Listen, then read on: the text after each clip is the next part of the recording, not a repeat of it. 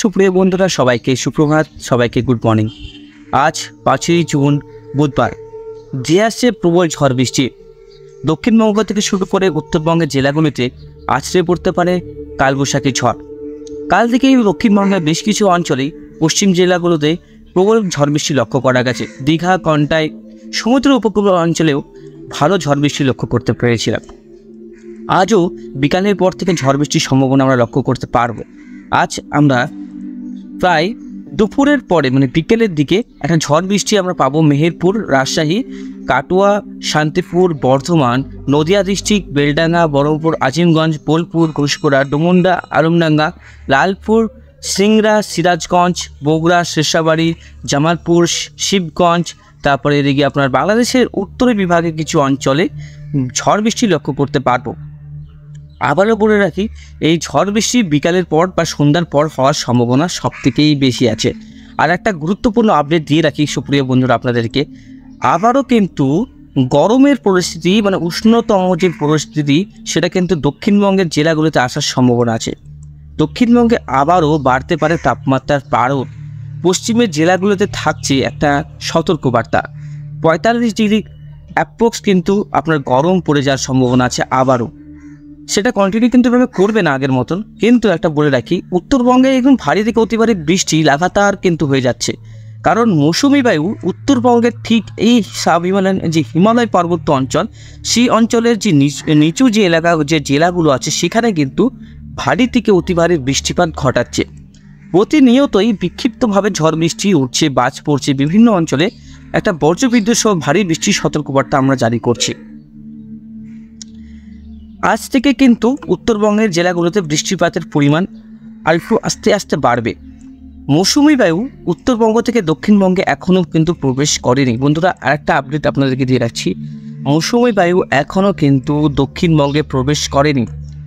এই মৌসুমি বায়ু প্রবেশ করতে করতে নেক্সট সপ্তাহ কিন্তু ঠিক লাস্টের দিকে শুক্র শনিবার দিকে আসার সম্ভাবনা আমরা লক্ষ্য করতে পারছি। তো সুপ্রিয় বন্ধুরা, আগামী 5 দিন আমরা কোন কোন জেলায় ভারী বৃষ্টি পাবো, আপনাদের ওখানে আবহাওয়ার পরিস্থিতি কেমন আছে, সব কিছুই আমার ভিডিওর কমেন্ট বক্সে লিখে জানাবেন। আমি আপনাদেরকে আগামী 5 দিনের আবহাওয়ার তথ্য তুলে দেবো আপনাদেরকে। অবশ্যই আপনারা সাপোর্ট করুন, চ্যানেলটিকে শেয়ার করুন, আপনারা সাবস্ক্রাইব করে রাখুন প্রতিনিয়ত সঠিক আপডেট পাওয়ার জন্য। তো চলুন আমরা এই মুহূর্তের স্যাটেলাইট চিত্রতে চলে যাব, সেখান থেকে আমরা এই মুহূর্তের আবহাওয়ার পরিস্থিতি দেখব কোথায় কেমন পরিস্থিতি আছে।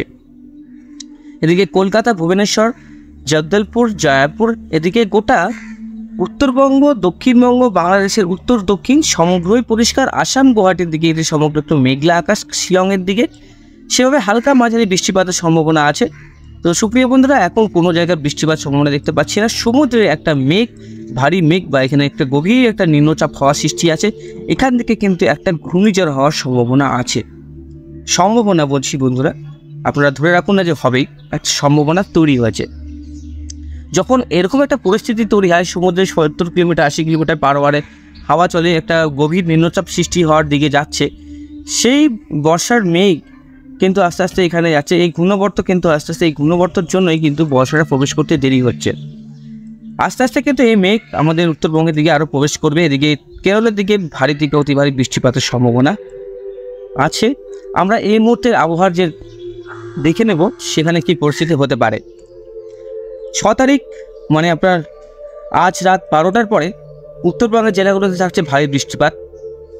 বারাণসী থেকে শুরু করে একদম এদিকে উত্তর দিনাজপুর, আলিপুরদুয়ারের সমস্ত অঞ্চল, কোচবিহার, গুয়াহাটি, আসাম, তারপরে আপনার এদিকে গোয়ালপাড়া, বিভিন্ন অঞ্চলে কিন্তু বৃষ্টিপাত থাকার সম্ভাবনা আছে, ভালো বৃষ্টিপাত আছে।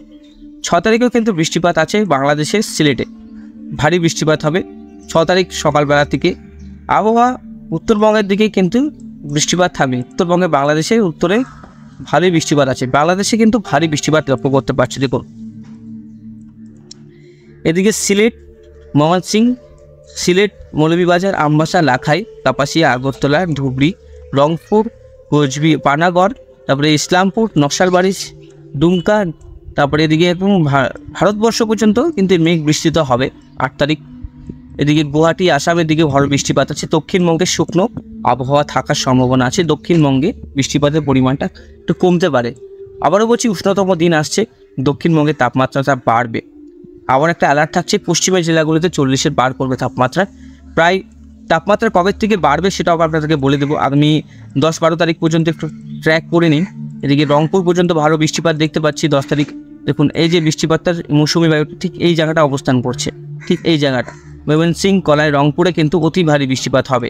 আমি আবারও বলে রাখি, দেখুন এই জায়গাগুলো বৃষ্টিপাত কিন্তু চলছে আর চলবে, কোনো সময় কম কোনো সময় বেশি। দেখুন আবারও কিন্তু আলিপুরদুয়ার, কোচবিহার, রংপুর এইসব জায়গায় বৃষ্টিপাত আছে, ঠিক আছে।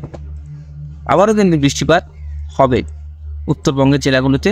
এদিকে আমরা দেখতে পাচ্ছি একটা এই গভীর একটা নিম্নচাপ, এই নিম্নচাপের যে মেঘ শিলচর, আসাম, ঢাকা, কুমিল্লা, সিলেট এইসব একটা ভারী থেকে অতি ভারী বৃষ্টির সম্ভাবনা আছে এই অঞ্চলটাতে যারা যারা অবস্থান করছেন। ঢাকা, তারপরে কুমিল্লা, এদিকে আগরতলা, লাখাই, আমবাসা, কিশোরগঞ্জ, মৌলভীবাজার, সিলেট, শিলচর এইসব অঞ্চলে ভারী থেকে অতি ভারী বৃষ্টিপাত চলবে।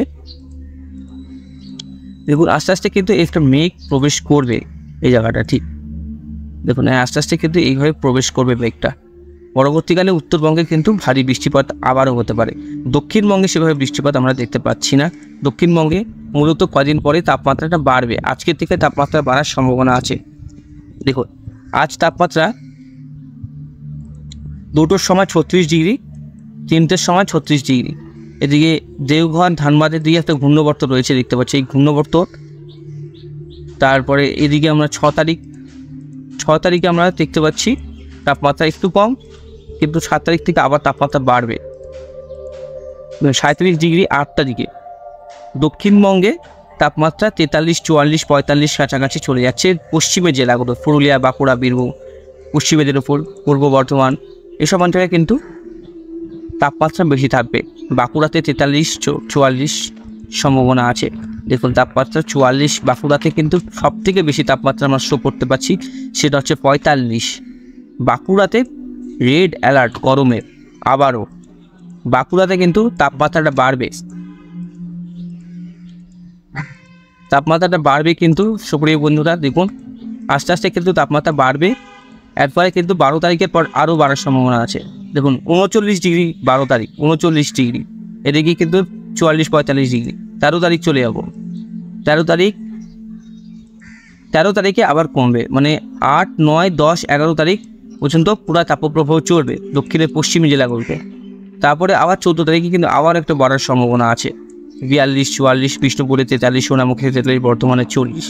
মানে দক্ষিণবঙ্গে কিন্তু আপাতত বিক্ষিপ্তভাবে বৃষ্টি চললেও তাপমাত্রাটা বাড়ছে, বৃষ্টিপাতের পরিমাণ দক্ষিণবঙ্গে কমবে। সুপ্রিয় বন্ধুরা সাবধান থাকবে, আজ দক্ষিণবঙ্গের কিছু জেলাতে বৃষ্টিপাতের সম্ভাবনা থাকছে। আবহাওয়া পরিবর্তনশীল, এটা পরিবর্তন হতে পারে, সাবধান থাকবে, সতর্ক থাকবে। আমরা রেইন অ্যানিমেশনে চলে যাব।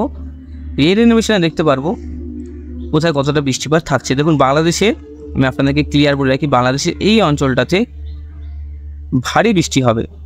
এই অঞ্চলটাতে বাংলাদেশের উত্তরের জেলা হচ্ছে শিলিগুড়ি, আলিপুরদুয়ারও হবে। নেক্সট 5 দিনে দেখুন সিলেটে কতটা বৃষ্টিপাত থাকছে, 10 ইঞ্চির কাছাকাছি। নেক্সট 10 দিনে কিন্তু দেখুন এখানে 200-300 মিলিমিটারের কাছাকাছির উপরে বৃষ্টিপাত আছে।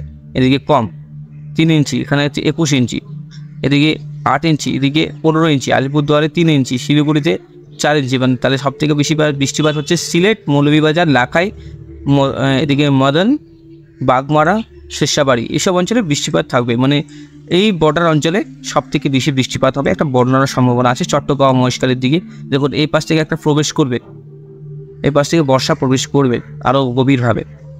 এদিকে দেখুন মুম্বাই বলে, এদিকে তো বর্ষা প্রবেশ করে গেছে, ভালোই বৃষ্টিপাত হবে। সাবধান থাকবেন, সতর্ক থাকবেন। অবশ্যই বর্জ্যবিদ্যুৎ থেকে বাঁচার জন্য একটা ভালো জায়গায় কংক্রিটের উপরে থাকবেন, যাতে গাছের নিচে থাকবেন না, সেটা কিন্তু আরও বিপজ্জনক হয়ে উঠবে। সাবধান থাকবেন, সতর্ক থাকবেন, ভালো থাকবেন। খুব ছোট আপডেট দিলাম, বেশি আপডেট দিলে কেউ দেখতেও চায় না বন্ধুরা, অনেক বড় আপডেট। সব কিছু আপডেট সবাই বলেছে ছোট ছোট আপডেট দিতে, তো ছোটোর মধ্যে আমি সব কিছু আপনাদেরকে বুঝিয়ে বললাম। সেভাবে এখনও ঘূর্ণিঝড় তৈরি হয়নি, তৈরি যদি হয় সেই ঘূর্ণিঝড়ের নাম হবে আসনা। এই আসনা ঘূর্ণিঝড়ের নাম দেবে পাকিস্তান, ঠিক আছে। বৃষ্টিপাত থাকছে উত্তর দিকে, ভারী বৃষ্টি, অতি ভারী বৃষ্টি থাকছে। দক্ষিণবঙ্গে সেরকম বৃষ্টিপাতের সম্ভাবনা একটু কম থাকবে। তাপমাত্রা বাড়বে, দক্ষিণে উষ্ণতম দিন আবার শুরুয়াত হবে, আবারও দক্ষিণে তাপমাত্রা বৃদ্ধি হবে, বাড়বে গোমর ভাব। সাবধান থাকবেন, সতর্ক থাকবেন, বেশি করে জল পান করবেন। তো আজকের মতন এখানে সমাপ্ত করছি।